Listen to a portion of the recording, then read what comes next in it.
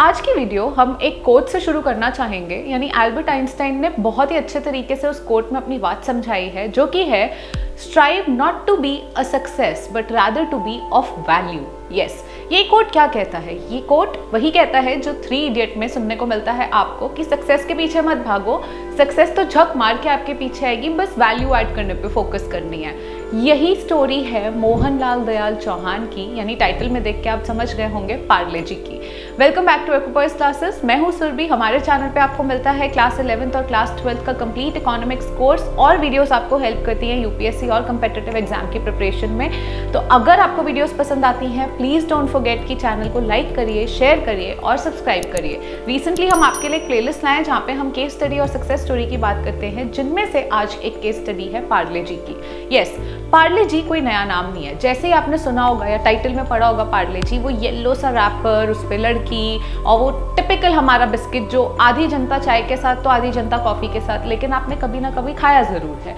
तो आज हम इसी की बात करेंगे, और बात करने के लिए हम सीधे पहुंचेंगे 1929। यस, ईयर 1929 में मोहनलाल दयाल चौहान, जो कि मुंबई की एक सिल्क ट्रेडिंग फैमिली से बिलोंग करते थे, उन्होंने एक ओल्ड फैक्ट्री ली और उसे रिफर्बिश किया। अब रिफर्बिश करके उन्होंने सोचा कि क्यों ना इसे कन्फेक्शनरी शॉप बनाया जाए। लेकिन उसी टाइम वो स्वदेशी आंदोलन से इतना ज़्यादा इंस्पायर्ड थे कि जो भी वो करना चाहते थे या जो भी प्रोडक्ट वो बनाना चाहते थे, वो चाहते थे कि वो इंडिया में ही बना हो और सब कुछ इंडिया में हो, बाहर से कुछ ना हो।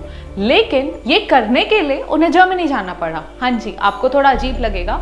यस, वो पहुंचे जर्मनी ये सीखने के लिए कि कन्फेक्शनरी मेकिंग आर्ट कैसे सीखा जाता है या कैसे अडॉप्ट किया जाता है, कैसे कन्फेक्शनरीज बनती हैं। जर्मनी से वो लौटे 1929 में with required skills, and also अपने साथ एक मशीनरी लाए थे जो उस टाइम पे 60,000 की कॉस्ट रखती थी। तो सोचिए कि कितनी ही महंगी होगी अगर आप ईयर 1929 और आज से कंपेयर करें। हम करीबन 100 साल पहले चले गए हैं। 100 साल पहले वो 60,000 की मशीन लेकर आए थे जर्मनी से इंडिया। हाँ जी, तो अब उन्होंने फैक्ट्री अपनी सेटअप करी। फैक्ट्री में वो इतना घुल मिल गए या इतना ज़्यादा बिजी हो गए कहिए कि उन्होंने 12 लोग रखे काम करने के लिए, साथ में फैमिली मेंबर्स। तो यहाँ पे बहुत ज़्यादा एम्प्लॉय नहीं कर रहे थे वो लोगों को, फैमिली मेंबर्स साथ दे रहे थे। तो फैमिली मेंबर्स ही बनाते भी थे प्रोडक्ट, फैमिली मेंबर्स ही सारा काम करते थे, अकाउंटेंट भी थे, फैमिली मेंबर्स, सब कुछ। कहते हैं ना, एक collective family with 12 more people and they are working in the factory. जब वो इतना ही खो गए फैक्ट्री के कामों में, सब कुछ करने में, कि उन्होंने नाम तो दिया ही नहीं। अब नाम नहीं दिया, नाम क्या रखा? तो फैक्ट्री कहाँ एग्जिस्ट कर रही थी? मुंबई के पार्ले जगह में, जिसको पार्ला भी कहते हैं। इसी से नाम आया पार्ले। तो यहाँ पे कंपनी का नाम सेटअप होता है पार्ले। अब पार्ले का जो पहला प्रोडक्ट आता है वो होता है ऑरेंज कैंडी। यस, आपने सही समझा। अभी हम पार्ले जी पे नहीं पहुंचे, अभी हम पार्ले कंपनी की ऑरेंज कैंडी पे पहुंचे हैं। और इसी के साथ धीरे धीरे वो कन्फेक्शनरी मेकिंग सीख गए होते हैं, तो और टॉफीज आने लगती हैं। अब 10 साल आगे चलेंगे, यानी 1939 में पहुंचेंगे, जहां पे पार्ले आता है अपने पहले बिस्किट के साथ, जिसको वो नाम देता है पार्ले ग्लूको। पार्ले ग्लूको नाम होता है, करेक्ट। अभी भी हम पार्ले जी पे नहीं पहुंचे हैं। पार्ले ग्लूको नाम रखते हैं बिस्किट का। धीरे धीरे वो बिस्किट बहुत ही पॉपुलर होने लगता है। ऐसा क्या रीज़न होता है कि बिस्किट पॉपुलर होने लगता है? क्योंकि अगर आप 1939 की बात करें, उस टाइम पर बिस्किट्स या आप कहें कुकीज़ एक लग्जरी होती थी, एक एलीट क्लास लेती थी। मोस्टली ब्रिटिशर्स के लिए आया जाता था। ब्रिटानिया कंपनी पॉपुलर थी, या एक यूनाइटेड हाउस करके था, उनके बिस्किट्स आते थे, और वो भी बहुत ज़्यादा महंगे होते थे। तो एक आम जनता, मिडिल क्लास जनता नहीं खा सकती थी, नहीं अफोर्ड कर सकती थी। यही उस जनता को टारगेट किया पार्ले ने, जहाँ पे वो आया पार्ले ग्लूको के साथ, जो सस्ता तो था ही, साथ में टेस्टी भी था, और बहुत एनर्जेटिक के नाम से भी पॉपुलर हो रहा था। इतना ज़्यादा कि वर्ल्ड वॉर 2 में जो ब्रिटिश आर्मी थी, वो क्या करती थी? वो पार्ले जी का ऑर्डर प्लेस करती, पार्ले ग्लूको का ऑर्डर प्लेस करती थी और पार्ले ग्लूको खाती थी, क्योंकि पार्ले ग्लूको उस टाइम पे प्रमोट हो रहा था कि ये सबसे ज़्यादा एनर्जेटिक बिस्किट है। ऐसे धीरे धीरे करके पार्ले कंपनी ने ग्रो किया। अब ग्रो करते करते आया इंडिपेंडेंस का टाइम, यानी 1947। उस टाइम पे एक थोड़ी सी प्रॉब्लम ये देखने को मिली कि वीट की सप्लाई जो थी वो बहुत ही रिस्ट्रिक्टेड हो गई थी। जो कल्टिवेटिंग एरिया था उसके अकॉर्डिंग जो वीट परसेंटेज हमारे पास अवेलेबल था वो बहुत कम था। इस वजह से पार्ले ग्लूको की प्रोडक्शन में थोड़ा हॉल्ट आया, कुछ टाइम के लिए प्रोडक्शन बंद करनी पड़ी। यहाँ तक के कि पार्ले ने एक ऐड निकाली जहाँ पे वो सल्यूट कर रही थी इंडियन फ्रीडम फाइटर्स को, जहाँ पे वो ये बोल रही थी कि आप प्लीज़ कुछ टाइम के लिए बार्ले से बने पार्ले ग्लूको खाइए, क्योंकि वीट इस वक्त मार्केट में नहीं अवेलेबल है। ये चलते चलते वापस से व्हीट सप्लाई वापस शुरू हुई, पार्ले ग्लूको ने और ग्रो किया। अब प्रॉब्लम आई 1960s में। 1960s में कंपेटिटर्स ने आए, कंपेटिटर्स आ गए मैदान में। अब यहाँ क्या हुआ, उन्होंने भी ग्लूकोज बिस्किट बनाने शुरू कर दिए। सबसे अच्छा एग्जाम्पल यहाँ पे आप लीजिए ब्रिटानिया कंपनी, जिसने अपना पहला ग्लूकोज बिस्किट निकाला ग्लूकोज डी के नाम से। अब और यहाँ पे एक खासियत थी, ये बिस्किट को इंडोर्स किसने किया, यानी ब्रिटानिया के ग्लूकोज डी को इंडोर्स किसने किया, अमजद खान ने। कौन है अमजद खान, उस टाइम के शोले के गब्बर सिंह, वो इंडोर्स कर रहे थे ग्लूकोज डी को। अब आम जनता, जब आपको पता है उस टाइम पे लिटरेसी इतनी नहीं है, तो जनता जब शॉप पे जाती थी वो तो ये बोलती थी भाई हमें तो ग्लूकोज वाला बिस्किट दे दो, हमें इससे ज़्यादा कुछ नहीं पता। अब वो कन्फ्यूजन, उनको नहीं पता कि पार्ले ग्लूको और ग्लूकोज डी अलग है, उन्होंने बस बोला ग्लूकोज वाला बिस्किट दे दो, शॉपकीपर को जो हाथ में दिखा उसने निकाल के दे दिया। इस वजह से पार्ले ग्लूको की सेल्स अफेक्ट हुई, कंपेटिटर्स मैदान में आए, जिस वजह से बहुत सारे ग्लूकोज बिस्किट बनने लगे और कन्फ्यूजन क्रिएट होने लगी। लेकिन ऐसा क्या हुआ कि प्रेजेंटली 100 मिलियन पार्ले जी बिस्किट्स बनते हैं इन अ मंथ, और इतनी ज़्यादा पार्ले की ग्रोथ है।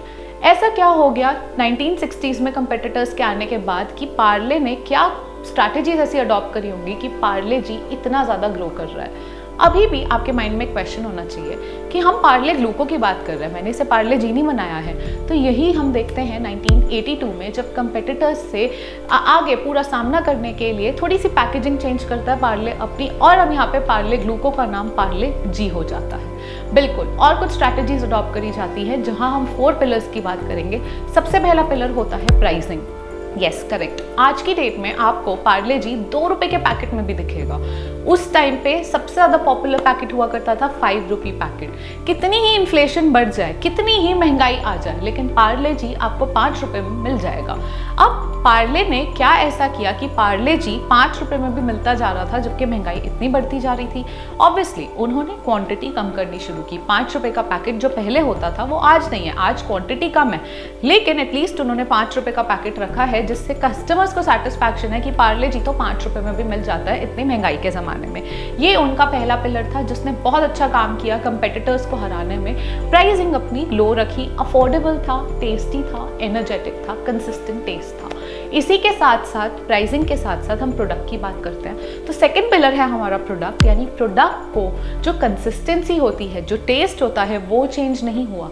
जो टेस्ट आपके दादा परदादा ने खाया होगा पार्ले जी, जो टेस्ट उनको आया होगा, वही टेस्ट आपको देखने को मिलेगा। आप कितनी बार खा ले, चाहे अपने बचपन से लेके जिस भी एज में आप हैं, आपको पार्ले जी का एक सेम टेस्ट मिलेगा। ये पार्ले जी के प्रोडक्ट को बनाता है यूनिक, जो कि कंपेटिटर्स से फाइट करने में हेल्प करता है। जो थर्ड पिलर है हमारा, वो है पैकेजिंग। यस, बड़े रिसेंटली मुझसे एक बच्चे ने क्वेश्चन पूछा कि आप पार्ले जी के बारे में इतना पढ़ रहे हो, तो क्या आपको पता है, आप मुझे मेरे क्वेश्चन का आंसर करो कि पार्ले जी का पैकेट अभी भी वो येलो सा क्यों है और वो लड़की क्यों है, उस पर उन्होंने चेंज क्यों नहीं किया? जिसका आंसर मैं आपको अब दूंगी।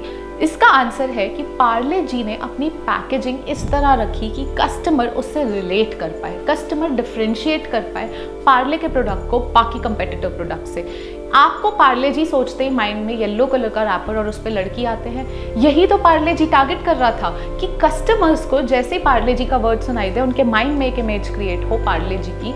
इस वजह से उन्होंने वो वैक्स येलो पेपर पे एक लड़की की पोर्ट्रेट रखी और अपनी पैकेजिंग बहुत ही सिंपल रखी और रिलेटेबल रखी और जानबूझ के कॉन्स्टेंटली चेंज नहीं की, ताकि आप उस प्रोडक्ट से रिलेट कर पाएँ, ताकि आप उस प्रोडक्ट को अपना समझ पाएँ। और इसी के साथ जो फोर्थ पिलर था वो था ब्रांडिंग का। यस, 80s 98 में 1998 तक आते आते पैकेजिंग और ब्रांडिंग पे बहुत ज़्यादा फोकस होने लगा। ब्रांडिंग इस तरह की कि एंडोर्स करने के लिए बुलाया गया शक्तिमान को। हाँ जी, 90s के बच्चों को बहुत अच्छे से पता होता है शक्तिमान कौन है, तो इसी तरह शक्तिमान ने एंडोर्स किया पार्ले जी को और बहुत सारी कैची टैगलाइंस बनाई गई। रोको मत टोको मत, जी माने जीनियस, हिंदुस्तान का अपना बिस्किट, हमारी ताकत, ऐसे बहुत करके टैगलाइंस आई। इनोवेटिव नई नई टैगलाइंस निकाली, जिससे लोगों को बिस्किट से ना कुछ अपनापन सा लगता था। वो टैगलाइन लोगों के मुंह पे चढ़ जाती थी, जिसलिए वो पार्ले जी ज़रूर खाते थे और ज़रूर लेने जाते थे। ये 4 पिलर्स ने मेक श्योर किया कि पार्ले जी अपने कंपेटिटर्स को बहुत अच्छे से बीट कर पाए और पार्ले जी इतना ज़्यादा सक्सेसफुल हो पाए जहाँ पे वो आज स्टैंड करता है। सो यही हमारी पार्ले जी की स्टोरी थी। उम्मीद करती हूँ 1929 से लेके अब तक की ये कहानी आपको बहुत अच्छी लगी होगी। आपको कुछ ना कुछ ऐसा मिला होगा इसमें जो आपको भी इंस्पायर करे। ऐसे ही और स्टोरीज़ देखने के लिए अगर आपके मन में कोई टॉपिक है तो प्लीज़ वो टॉपिक को कमेंट सेक्शन में लिखिए। और आपने देखा होगा मैं ज़रूर आपके कमेंट्स को वैल्यू करती हूँ। आप जो भी टॉपिक बोलेंगे उसमें मैं एक वीडियो ज़रूर लेकर आऊँगी। सो प्लीज़ कमेंट सेक्शन में अपने मनपसंद टॉपिक्स लिखना मत भूलिएगा। और आज की स्टोरी में आपको क्या अच्छा लगा वो भी पिन पॉइंट ज़रूर करिएगा। Until the next time we meet, take care and bye bye.